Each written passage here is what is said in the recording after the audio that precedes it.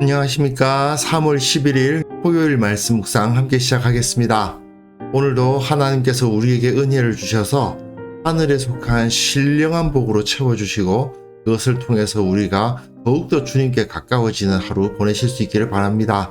오늘 우리가 다룰 본문은 사무엘상 11장 10절에서부터 15절까지 말씀입니다. 날마다 솟는 샘물에서는 12절부터 15절까지 단 4절을 다루고 있는데요. 어제 제가 말씀드렸죠. 아무래도 오늘 본문이 너무 짧아서 어제는 9절까지만 다루었고요. 오늘 10절부터 15절을 다루려고 합니다.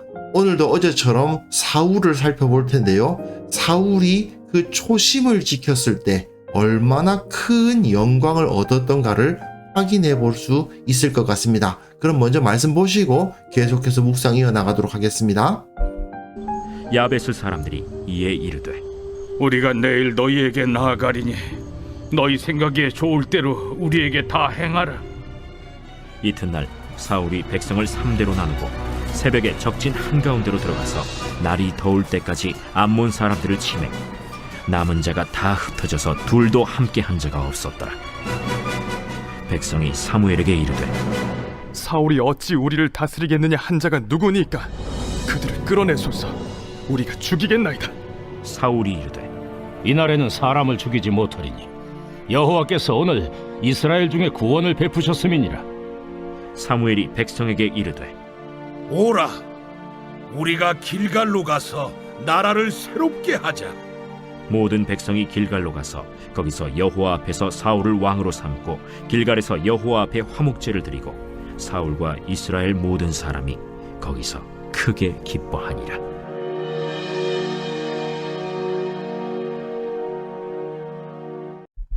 네, 우리는 지금 사울이 어떻게 세워지고 또 실패했는가를 다루고 있습니다. 다음 주에 다룰 이 사무엘의 당부하는 내용을 중심으로 사울의 긍정적인 모습과 사울의 부정적인 모습이 배치가 되고 있는데요. 특히 오늘은 백성들로부터 사울이 완벽하게 왕으로서 인정받는 모습을 볼 수 있죠. 어제 본문과 오늘 본문 이 암몬과의 전투에서 승리한 것은 사울의 왕위를 확고하게 한 사건이었습니다. 사실 어제 본문에서 이 11장의 주제는 이미 말했어요.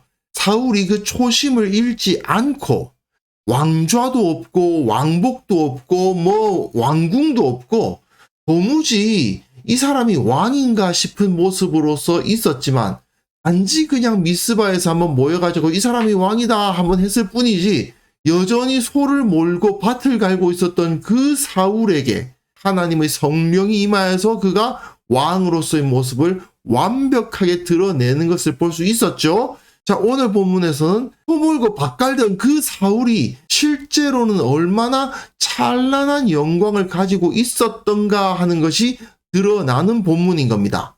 야베스 사람들이 이에 이른다?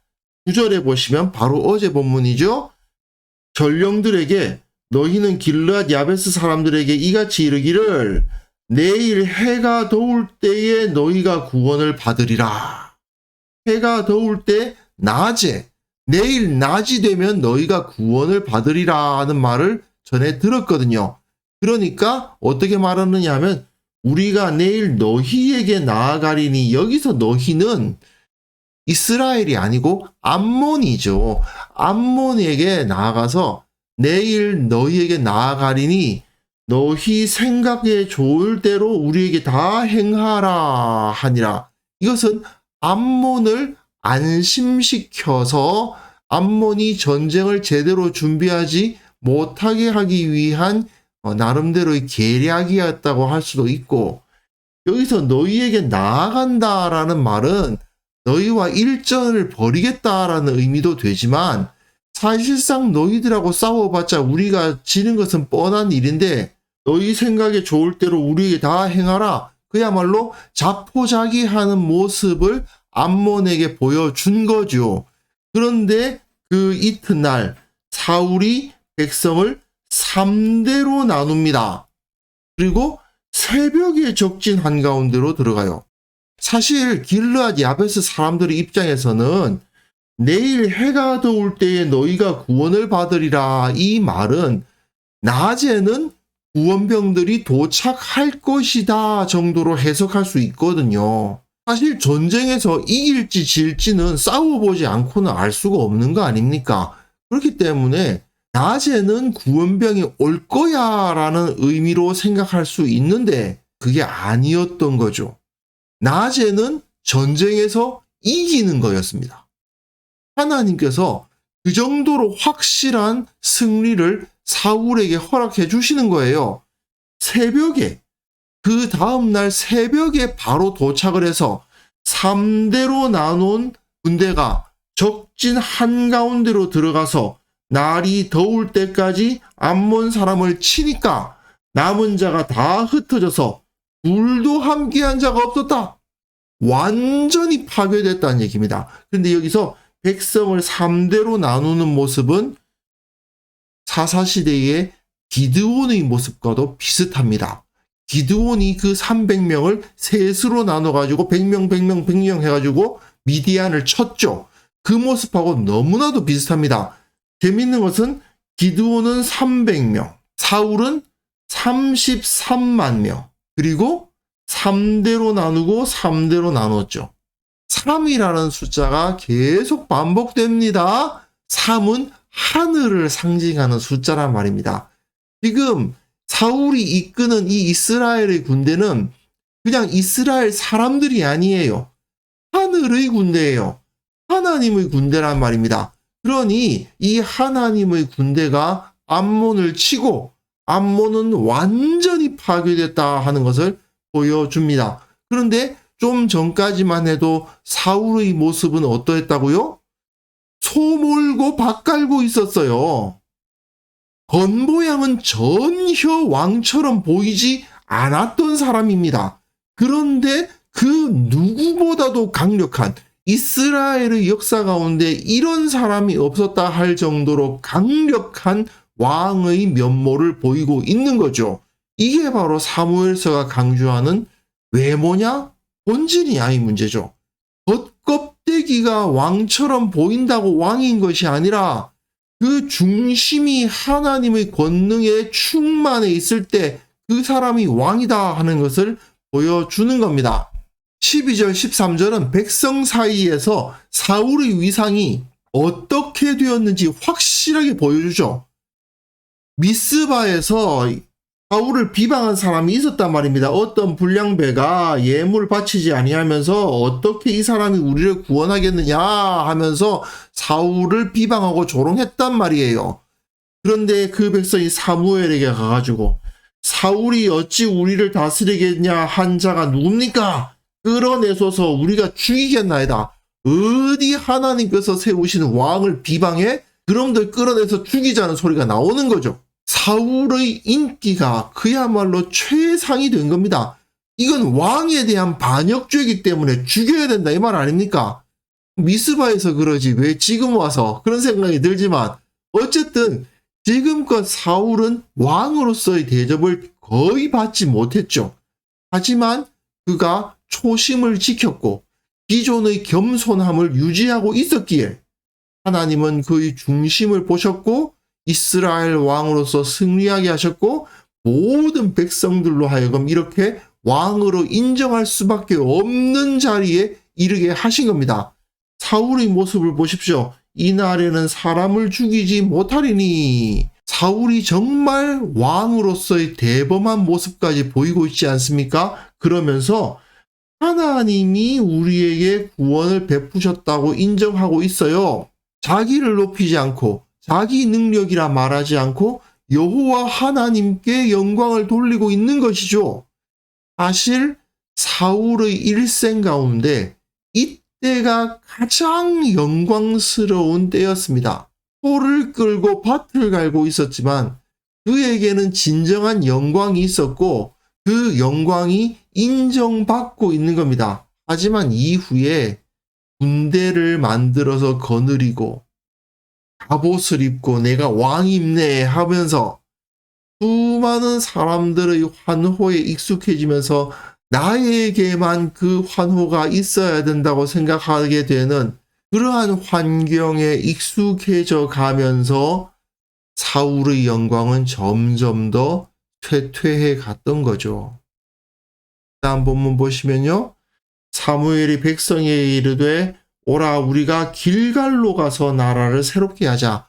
길갈이 어디입니까? 여호수아가 요단강을 건넌 다음에 본진으로 삼았던 곳이 바로 길갈이죠. 거기서 여리고 치고 아이 치고 하면서 가나안 땅을 정복했단 말입니다. 길갈로 가자는 것은 새롭게 이 땅을 하나님의 나라로 만들어 보자. 새롭게 처음 모습으로 역시 초심으로 돌아가자는 이야기예요. 이스라엘의 초심으로 돌아가자.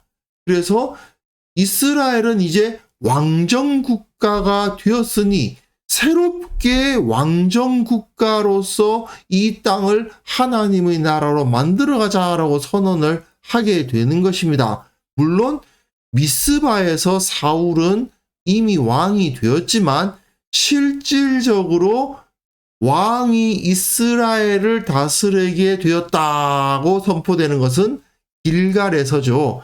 다시 한번 여호와 앞에서 사울을 왕으로 삼는 모습이 나타나고 있습니다. 여호와 앞에 화목제를 드리고 사울과 이스라엘 모든 사람이 거기서 크게 기뻐하죠.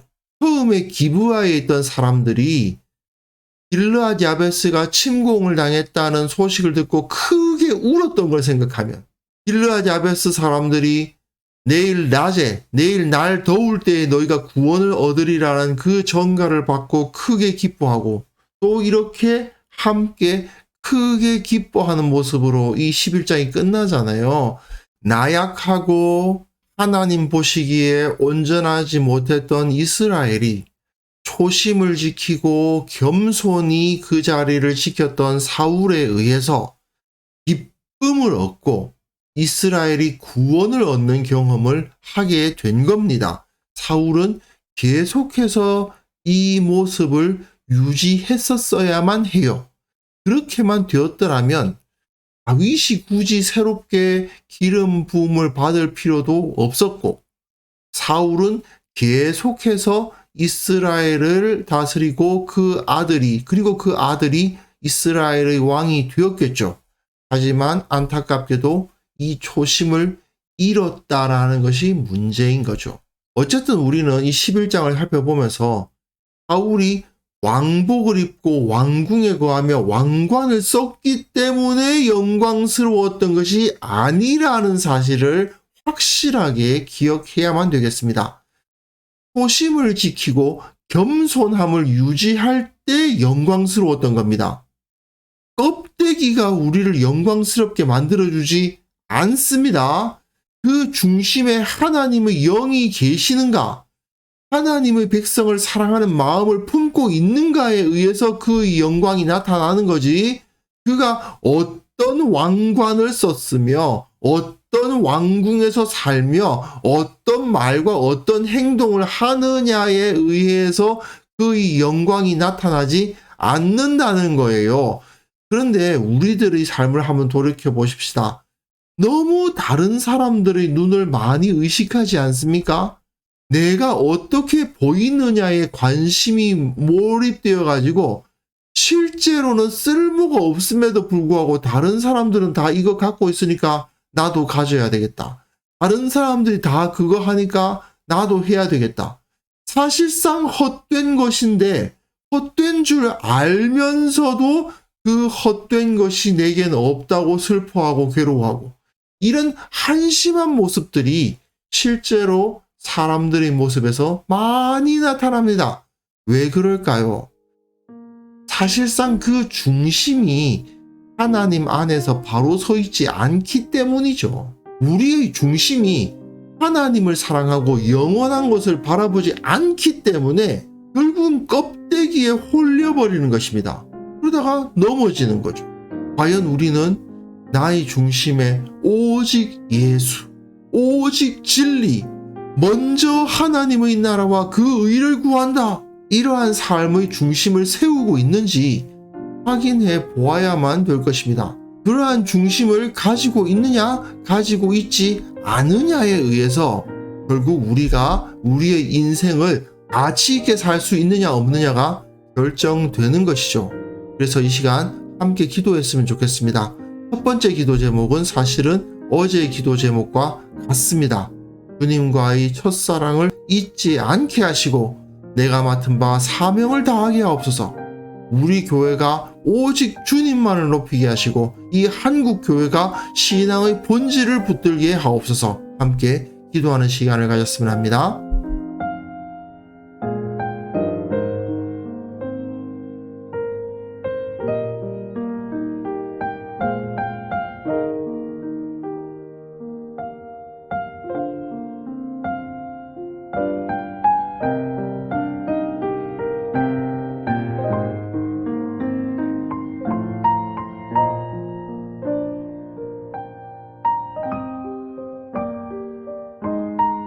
하나님 아버지, 주님과의 그 첫사랑을 잊지 않게 하옵소서. 다시 한번 구하오니 주님께서 내게 맡기신 그 사명을 잊지 않도록 도와주시고 내 인생의 가장 소중한 가치는 오직 주님이시라는 사실을 결코 잃어버리지 않게 하여 주옵소서. 주님, 우리 교회를 위해서 축복합니다. 내일 함께 모여 예배하고 모임을 가질 것입니다. 그들이 오직 주님만을 높이게 하여 주시고 이 교회에 다른 세상적이고 헛된 요소들이 조금이라도 개입되지 않도록 오직 주님만을 바라보고 주님만을 기뻐하는 자들이 되게 하여 주옵소서. 아버지, 또한 간구하옵기는 한국 교회를 불쌍히 여겨주시고 이들이 신앙의 본질에 온전히 창념하게 하시고 주님의 향기를 드러내고 주님께만 영광을 돌리겠다는 마음으로 가득한 참된 공동체가 될 수 있도록 이 한국교회를 치유하여 주옵소서. 아버지 하나님, 오늘 주일을 준비하며 주님을 바라보는 하루가 되기를 원합니다. 주께서 우리와 함께 하시고 우리의 마음속에 하나님을 향한 사랑이 가득하게 하시고 행하는 모든 일들 가운데 주님의 능력이 나타나고 주님의 영광이 나타나는 하루를 경험하게 하여 주옵소서. 감사를 드리옵고 예수님의 이름으로 기도합니다. 아멘.